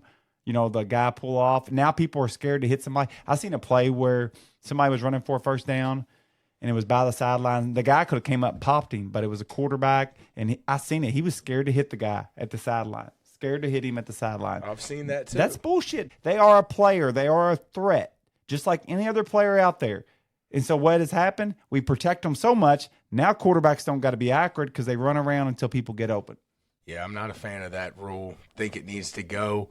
That would be one of the rules that I changed if I had any pull, which I don't. I'm just sitting here talking on a podcast, but that along with the pass interference in the NFL, that rule's got to change. You cannot have a 60-yard penalty. No, I don't know how. No penalty's worth 60 yards. No, it's not. It's not. 15 yards from the line of scrimmage, and let's roll. There's got to be. I don't think 15's enough for pros because those guys are so good they know when they're beat, so they'll just grab 15 them. yards, automatic first down. I think it should be not as hard as what it is, but more than 15. I don't know, a 25-yard penalty and do something new. I mean, I just don't like the idea of putting it on the 1-yard line if they're in the end zone. I don't like that. Well, it's the spot of the foul. Yeah. So it could be a 45-yard pass. Mm-hmm. It's a 45-yard penalty. That's too much. 25. Introduce a new yardage penalty. 25-yard penalty. Maybe half the distance of whatever the throw was. I like that. 40-yard pass. I like 20-yard that. penalty. I think it's fair. I don't know, something. Because I just think the pros are too good, and if they know when they're beat. Because to me, I would always tell somebody in college, if you're beat, just grab them. Give up the 15. That's the right play to make. Yeah, no, it is. It's the right play the to college make. kids ain't smart enough yet, but the pros, they are. They would be all over it, I think. All right, let's get into this recap real quick of last week. All right. Thursday, the Chargers outlast Denver. Go Chargers. Jim Harbaugh. Who did I pick? I think we both picked Denver, didn't we? On the show last week? Yep. I didn't bet the Chargers. Yeah, I didn't bet that game. I didn't bet it either. I watched much of it. But I pulled for the Chargers. That's probably why I didn't bet it, because I like Jim Harbaugh. Dude can coach. Guy can coach. Well, you needed Denver to lose for Cincinnati, too. Yeah, that's right. That's right. Yeah. Chargers pulled that one out 34-27. The Chiefs. They always win. Get it done again. So How many times I got to say that? Well, I'm going to let y'all know. Y'all know I'm a Chiefs hater. Well, I told Charlie something today. I figured out the team that's going to win the Super Bowl. I've been looking because I don't think there's nobody that like really just stands out. I'm trying to talk myself into the Rams because I got some futures on them. I think they can make a run, but I just don't know if they can win it. Chiefs going to win the Super Bowl. They don't lose. I think they mess around with people sometimes. I don't know what it is, but I just know they don't lose. So The Chiefs are winning the Super Bowl from Anthony Roberts. Holy shit! Yep, I gotta let my son know. He about went that too. from they're the luckiest team alive. They are. Suck. They Patrick don't. Mahomes ain't no good. Their offense is He terrible. still ain't no and they're good. now they're winning the Super Bowl. He's good. I just don't think he's good as everybody thinks he is. He's come around. No, they just find ways to win. Yeah, they beat Houston 27-19. They don't lose. That was Saturday, going up against these playoff games. That was so dumb. I did watch a little bit of the Kansas City game. Baltimore rolls against Pittsburgh. Totally lost track and forgot about that game. I think it was like 7-7 at one point, 10-7 or something. Next thing you know, I'm hearing people say Baltimore beat the brakes off Pittsburgh. Pick six. 34-17. They got a pick six kind of like later in the game. They were, Pittsburgh was already down some, but not like a ton. And then that pick six kind of blew it open. Didn't see it. Yeah. I don't even think I saw one snap of that game. I didn't either, but I just went back and looked. And then Sunday, my one loser, Anthony, I had a hell of a day on Sunday. I think I went 5 for 6 on my top picks. I had 6 games I was betting. My only loser was Philly. Yep. You know my I think situation. You're in the same boat, right? I had Philly cost us some money. So I went undefeated in college on Saturday, and I took all those teams and parlayed it with 2 pro teams for like a $20 parlay. I call them my lottery tickets. I don't expect to hit them, but they're like 18 parlays. And I just do it, do 1 or 2 a week for fun, just to see if I can hit one once in a while. Well, I was down to Minnesota and Philly. Minnesota ends up covering. Philly calls me. If you've seen the end of the Philly game, you know what happened. So I don't got to say no more. And I missed Philly and Buffalo, which I don't even know how Buffalo. Let's don't talk about that either. But I played another little lottery ticket. I tell you, I play 2 a week. And that was my other lottery ticket I played. And I think it was like 11 or 12 teamer for like $20. I showed it to you, Charlie. $19,000 parlay. And I missed Philly, which had to cover all the way up to the very end. And then Buffalo. But I only missed 2 of the 11 for $19,000. They cost me too. They cost me. Cost my son too. And then I felt bad because I let my son pick him a parlay this week, and he was going to win like $500. And then I felt bad for him, but then I thought, like Charlie said that last night, then I thought, well, that's what he needed. Like, he didn't need to hit that. And then I went on a big lecture, and we were coming back from the Bengals game. And next thing you know, after giving him the lecture about life and told him a little bit about drugs, we were just having a lot of Father-Son Day. Leaving Cincinnati, coming to Louisville, and I look up and it says like Lexington or Ashland. I went south. God bless. I'm an idiot. I travel a lot. I thought that it's only something a woman could do. So the only good thing is I didn't have to go an hour back and an hour forward. It's almost like a triangle, so it only cost me like an extra hour. Well, you had some time. Did you get into the birds and bees too? No, I told him that was coming. I did tell him that was coming. I said, I'll tell you about girls later. He's not old enough. So, yeah, Philly shits down their leg at the end of the game. Jaden Daniels had 5 touchdowns. I think he had like 4 turnovers, two or 3 picks, 2 or 3 interceptions. He had a bunch of turnovers, but ended up with 5 touchdowns and a big one there at the end to win the game. So I think I looked at every score Washington had was a touchdown, and Philly's last 4 scores were field goals. I thought they had it though, man. They did have it. They did have it. With about 2.5 minutes left. Washington was actually driving. Philly was only up 2. I had a -3. They get the pick. They get stopped for the first down, so it was almost perfect because if they would have got the first down after the interception, they probably could have ran the clock out. I don't think they could have, though. I did the math. It was close. It was close. I don't think they could have. But you know how they are. They'd have got one more first down and ran it out. Yeah. They end up kicking the field goal, going up 5. I just seen it all coming together. 5 for 6 is all I could do. That's pretty good. The only thing that saved me is that I needed Philly for that big lottery ticket, so I didn't put them in my bets on Sunday because I knew I needed them so bad. I didn't want to. It was going to be good enough. I didn't want everything tied into them, so that actually saved me because I did like Philly a lot in that game. So that kind of saved me, but I ended up winning a little bit on Sundays. I had a good day, but I wanted that big winner. But didn't get it. We'll get one before it's over. Lottery. I call them lottery tickets. Don't expect to hit them, but I still play one here and there. The crazy 8, 9, 10 game parlay. I know they're stupid, but you got to take a chance, right? Why not? Minnesota snuck out a win against Seattle. That seemed like a good game all the way through. Minnesota just keeps winning. Yep. They just keeps winning. So what do we got now, Anthony? Philly lost, Minnesota won, and Detroit won. So I'm imagining that Detroit is still in first place. Or is Detroit or Minnesota got the tiebreaker there? I would imagine Detroit. Detroit right? does. They beat them. So Detroit's probably the 1 seed now. Philly's probably, well, see, that's the messed up part is that Detroit, whoever loses that division, Minnesota, if they get second place, they can't get the 2 seed. They'd be like the 5 seed. So right now, I think that loss hurt Philly. Yep. It did for the home field advantage. And I told you the last couple of weeks that I think Philly's almost dependent on that home field advantage. I don't know why I feel that way because home field advantage is big for just about every team in the NFL. The difference between Philly having, say, like a NFC championship game in Philly against Detroit as opposed to going to Detroit or, maybe having to go to Minnesota, I think it's a big difference. They'll find a way to fuck it up. I'm done with Philly. I was on Philly. I never liked Philly. I got on them because I thought they were the best team. Let's not forget to mention that Jalen Hurts did go down. Yeah, and they ran the ball. Just don't blame it on Kenny Pickett because all they did was run the ball. I'm not blaming nothing on Kenny Pickett. Not at all. I'm just saying that Jalen Hurts, they were able to stay in the game with Kenny Pickett. So I'm not saying nothing bad about Kenny Pickett. Jalen Hurts is their guy. They lost him. Maybe they win that game. At least they were able to – for Kenny Pickett to be able to come in and keep that game close all the way throughout and have a chance to win it, I thought was pretty impressive. They played, and I told you, and maybe it was the right call by coach, but they played super conservative as they should have. Kenny Pickett hadn't played all year. They don't want him to show Jalen Hurts up. Nah. Let's get into these games. We got a few games this week they're pretty big games. We got 2 on Christmas Day. Kansas City at 1 o'clock is going to Pittsburgh. Kansas City's -3. Who you got? Kansas City. Kansas City. I'm on the Chiefs train, though. I got on the train. I know you said they're winning the Super Bowl, but you taking them? You taking them? I'm on the Chiefs train. Give me Pittsburgh +3. You're crazy. I like Pittsburgh in this one. Didn't like them last week. They've had some tough matchups in Baltimore last week. At Philly. They're coming home after at Philly.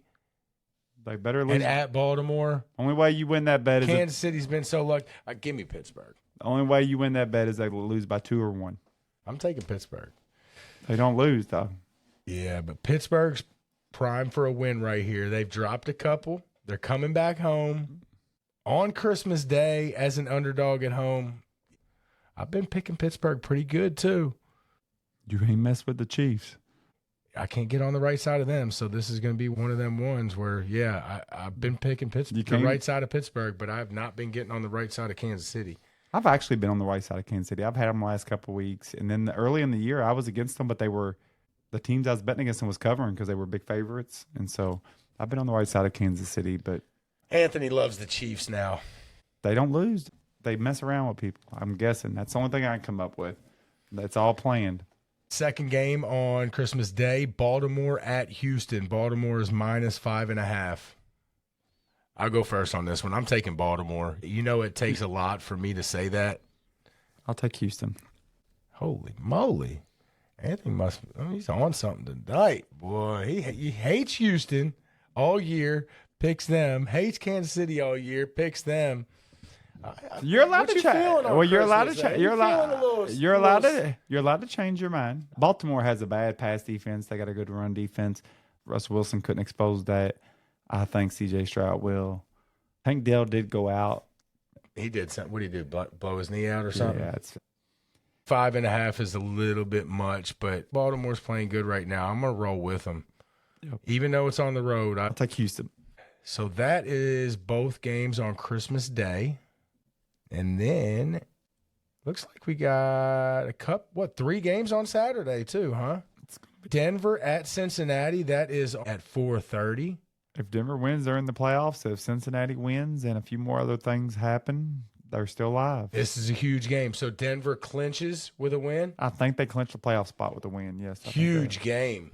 Cincinnati is -3.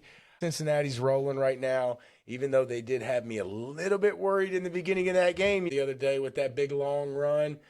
They flipped it with a fumble there on the 1-yard line on that first drive, but I was already sweating my bet right there on that, getting down to the 1-yard line on that. But Cincinnati, their offense is hot. Denver's a good team. I like Cincinnati in this spot. It'll be tough for Denver coming to Cincinnati for their offense to keep up. They got a good defense, and Cincinnati doesn't. So maybe it's a little closer than I think, but they're only laying 3. Who dey? Are you sure you don't want? You sure you ain't going to go against what I thought? No, son. I figured you were going to say Denver here. They're trying to get the playoffs. I think Cincinnati's a playoff team. They're probably not going to make it. This is what Cincinnati does. They just started it a little bit late this year, but they get right towards the end of the year. Chase, for a long time, I thought it was Justin Jefferson, best receiver in the country. The more I watch it, I think it's probably Chase, man. Chase is just so good after he gets the ball in his hands. Jefferson's good at going up and getting them. Chase is so dynamic after he gets the ball. They're both damn good. They are. They played on the same college team with Joe Burrow. They did. That is unreal. All right, yeah, so we both going Cincy on that one. All right, Sunday, 4 o'clock. This is not a sexy matchup for most people, but I'm going to put it in there. My boys are still alive. Dolphins travel to Cleveland. We still got a shot. It's an outside shot. We got to win out. And then we need 2 of 3 teams to lose out. I think it's Denver. I guess it's the 3 ahead of us. Denver, the Chargers, or the Colts. So The Dolphins have to win both games and have 2 of those 3 teams lose out. It's probably unlikely, but they got a shot. Going to Cleveland, I don't like it. They're minus 6.5. Give me Cleveland. I like us to maybe win. Maybe. I don't even know if I need the Dolphins. We'll probably lose, to be honest. I need the Dolphins to get beat for the Bengals. This would be a game we'll lose. We're going to Cleveland. It'll probably be You're trying to do that reverse psychology thing. It is going to be cold. But it's in Cleveland. It's going to be cold as hell. We'll figure out a way to lose this. And they're giving 6.5. That's too many. I hope we beat the shit out of them. But I'm going to take Miami. Give me the Browns. I'm going to take Miami. I think Browns are bad. They are bad. They tried to give y'all a little scare, though. Yeah. Tried to give my best bet of the day on Sunday a little bit of a scare, too, because I was all over Cincinnati. The quarterback, he's horrible, but he can run. He gave us a little fits with that for a second. Not a ton, but he gave us some. He getting some first downs with his little scrambling and stuff. So, yeah, they didn't do a ton after that. I guess in that first drive, first play of the game, they busted off like 70-yard. I was still getting to my seat. So were you? Yeah, I heard it. We all heard about it, and I was watching it. All right, 2 more. This one actually might be the biggest game of the weekend. Green Bay at Minnesota. Green Bay just won, blew out the Saints, which they should have. Green Bay's 11-4. Maybe they mathematically still have a shot at that division because I guess they're only 2 games back of, they're 2 games back of Minnesota. So that means they're 2 games back of Detroit. I don't know how the tiebreakers play out. I don't know if Green Bay's got a shot at that division or not. But Green Bay's got a hell of a team. Green Bay, all day for me. What's the spread in this game? Green Bay is, it hasn't really came out because that game, but I think the pre-spread is saying Minnesota -1. Who's home? It's at Minnesota. I would say Minnesota -1, -2. Give me Green Bay. I don't care what it is. You like Green Bay? Yeah, I think Green Bay's beating their ass. I think Minnesota's still a pinch over value, even though they are good. I've come to terms with they're good. Okay, I've come to terms, but I think Green Bay is more than good. Not freaky good, but I think they're good. I'm going to take Green Bay, too, on the road here. I kind of agree with the Minnesota take. If y'all have listened to this show, we have waffled back and forth on Minnesota all year. With them, not with them. I mean, it is what it is. They're hard read. They're hard read. They are, but they're freaking. What is their record? They're good. They're just not good. They're 13-2. They're good. They're just not good. They're 13-2, and we're still sitting here like, yeah. They're good. No, they're good. They're not in the. To me, they're not in the. To me, they're in the good. They're just not in the top level good. I think Green Bay is in one of the top level goods. Minnesota 7-1 at home. Green Bay 5-2. I just think Green Bay's rolling right now. They're playing really good ball. The NFL thing is kind of like a field thing to me. Minnesota probably due for a little letdown here. I want to give you credit, Charlie. I want to give you credit because you told me, and dude, I was so like. And I knew it. That's why I didn't put it in my main bets because I knew it. And I knew you were right when you said it. Watch enough to know it. You talk about Buffalo? Buffalo's -14 against New England. New England has the worst defense in the NFL. That's the stuff that makes you think they're cheating. It just I didn't say that they were going to win. I just kind of said that I felt like the NFL overall was kind of due for like just a crazy ass I know you're game. I agree with you. I agree with what you're saying. I know you're right, but that's bullshit. But I do agree with what you're. Bullshit. No, it should not. It happens every year. I know, it usually happens more often than I think it's happened lately. But it shouldn't. We haven't had one lately. But being due for that's not like real stuff. But I agree. I know it is. There's no way. They gave him a scare. Dude, there was a bunch of people. They threw the game, dude. They threw the game. I'm going to just tell you, they threw the game. Well, there's no way. All the way. There's no way that they shouldn't cover that game. I've watched New England get scored on by so many people. You're telling me one of the hottest offenses in football, MVP of the league. No way. I don't buy it. And I knew you were right when you told me before game. That's a tricky one. But I thought, there's no way. I knew it, and it was the lowest piece of fruit on the tree, and I freaking took it like it was like a animal taking bait from a trap or something. I knew it. It wasn't any kind of crazy insight. I just had a feeling, and that happened to be one of the games I was looking at, one of those big spreads. Anybody in their right mind would have had that feeling, which you had. Like anybody's The been around only gambling. reason is just I've talked about it with you before, but I think the division matchup thing in the NFL is big. It just is. You've got rosters that play together for years at a time. These teams play each other twice a year. They get to know each other, and I think those games are a lot tougher than just your basic game. Like tonight, Green Bay, New Orleans was about the same spread. It was like a 14-point spread, but I felt way more confident in a Green Bay over New Orleans because New Orleans doesn't get to see Green Bay very often. New England, on the other hand, knows a lot about Buffalo. So that game. They know a lot about everybody and get their ass kicked everywhere. I know, but they got a halfway competent young quarterback that you seem to like. I like Drake May, but their defense can't stop Buffalo. They did all right with them. How many Buffalo scored? They threw the game. They threw the game. I know they threw the game. How dude, many did Buffalo I'm going to score? tell you, 24, when you're sitting 21. there watching a game and you know you're getting screwed, it's a bad feeling. Like, you're like, dude, these motherfuckers are throwing. I knew they weren't. Look, so Buffalo, you should have hope. And I think Buffalo got up by like 7 late in the third, and I had to cover 14. I thought I had hope. I sat there and There told. was no hope. Well, I told my son Rex, I said, they're not covering that. He said, what do you mean, Dad? Like, you got a whole quarter. I said, they're not covering that, Bub. They took the bag. I could have told you in the second quarter they weren't going to cover. But, that. they were up by like 7, like late in the third quarter.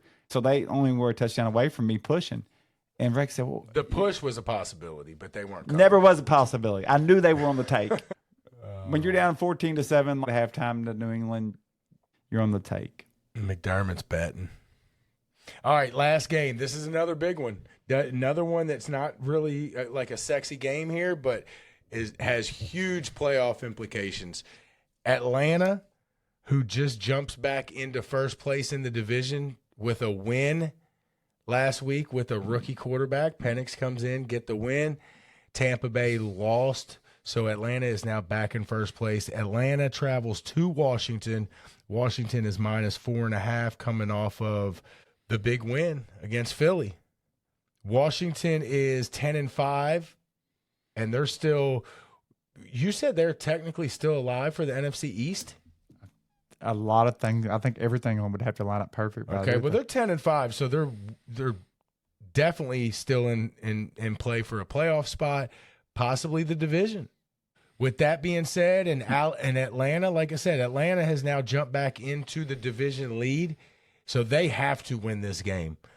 I don't know who Tampa's got these next couple games, but you better believe after losing that game in Dallas, Tampa and Baker, they're coming back with a vengeance. Who do they got the next couple weeks? Tampa's at home against Carolina and at home against New Orleans. Couldn't get any easier for Tampa. Atlanta has to win. They're at Washington. I think they lose by 14. It's a tough game. I'm going to take Washington. Penix came in last week. He got his first start at home against the worst team in the NFL, in the Giants. I don't know what he did. They won 34-7. I don't think it was a lot of him. 18 for 27, It was 200. probably Giants trying to lock up a top pick. Dude, they scored 34 points, Anthony. He went 18 for 27, 200 yards, no touchdowns, and an interception. And they put up 34 points. Bijan had 2 touchdowns. They must have got a couple. Dude, they only had 2 offensive touchdowns. They must have had either 2 defensive or special teams touchdowns. Penix is going on the road for his first road start. I got Washington big. But the Giants losing, they're back on top for the number 1 pick. So they're not giving that up. As Raiders are idiots. But anyhow, I'm with you. The spread is 4.5. I like the Washington. But I like Washington by double digits. I really think Penix will probably get exposed in his first road game. Washington doesn't even have a great defense, but they're playing good. They're looking to the playoffs. They don't want to fold here. Who do they got? They're at home against Atlanta this week, and then they finish off at Dallas. Look, Washington can win out here and get a decent – even if they don't win that division, they could be sitting at maybe like the five seed. So Washington wins this week, they lose next week. You don't want to mess with the Cowboys right now. So yeah, Cowboys playing pretty good football right now. Where's that last game at? Washington at Dallas. So I like Washington to win out. I like Washington a lot this week. Who you got? You said I'm you got saying Washington. You got Not, Washington yeah, too? not next week. Cowboys. Hey, you don't want to mess with the Cowboys right now. I'm telling you, you don't want to mess with them right now. Cowboys playing good. All right, so we are not on either of the same games on Christmas Day. So looks like Cincinnati on Saturday. I think we said that was a Saturday game. We got Cincinnati, Green Bay, Washington. That sounds good to me. Who day? Cincinnati. Yeah, Cincinnati. I love it. Who's Green Bay got? Oh, they're Minnesota. At Minnesota. That's a winner. And Washington. I'm worried about the Washington one a little bit, but I'm worried about the Green Bay one a little. Green Bay they'll take care of it. Green Bay's good. Washington at home against Atlanta. Green Bay's on the road. No, they're at home. They're the better team. No, they're on the road. It is in Minnesota. All right, so 3-game parlay: Cincinnati, Green Bay, Washington. Just to be fair, I'm probably going to do one and leave Green Bay. I am betting. I don't know about you, Anthony, but I bet these. I think I missed maybe 2 or 3 because I forgot about them. But I usually do bet the Blitz the Bookie parlays. I'm going to take all 3 of them, and I'm probably going to take Cincinnati and Washington and parlay those 2, as I kind of like that too. So, but that's what we're looking at, man. Yep. Anthony, have a good Christmas, man. Have a good Christmas. We better go home and get some sleep, man, so we can spend some time with our family. It's 1:15 on Christmas Eve morning. This was tough. I'm starting to get a little tired right now. We're dedicated to y'all. We wanted to get it out. We didn't want to skip. So here we are. We are sacrificing right now. No doubt. Guys, thank you all for listening. Thank you. Share it with somebody over the Christmas holiday, over the New Year's. Have a good Christmas. We're going to be back probably next Monday. We're probably going to have to try to do the same deal. So as long as everything works out with our schedule, we'll try to be back next Monday to preview. We'll have a Tuesday night game and 3 games on Wednesday for college football. So we'll try to see you back here next Monday night again. Guys, thank you all for listening. Go spend some time with your friends and family.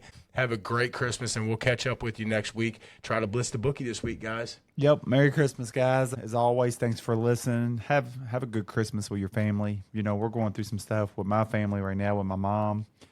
Her health ain't the greatest right now, and just, Christmas time, remembering all the good times. And just remember, we're only down here a certain amount of time. Try to spend time with your family, enjoy the good times.